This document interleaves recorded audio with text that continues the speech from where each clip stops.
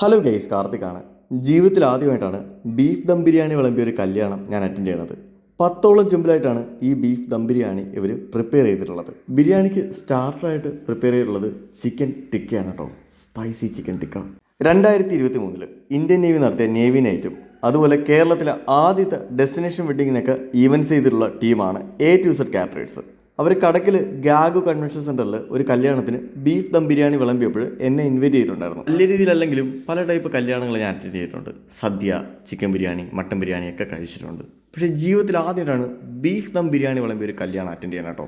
അതിൻ്റെ ഫുൾ എക്സൈറ്റ്മെൻറ്റിൽ പോയി നല്ല എക്സ്പീരിയൻസ് തന്നെയായിരുന്നു എനിക്ക് കിട്ടിയത്. ആ ബീഫിൻ്റെയൊക്കെ ഒരു വേവ് വേണ്ട, അതുപോലെ തന്നെ ഈ ചിക്കൻ ടിക്ക ഉണ്ടല്ലോ, സ്റ്റാർ ആയിട്ടായിരുന്നു. ഈ കല്യാണം കഴിക്കുന്നത് ഒരു സുഖമുള്ള പരിപാടിയാണെന്ന് വെച്ചാൽ എനിക്കറിഞ്ഞൂടാ.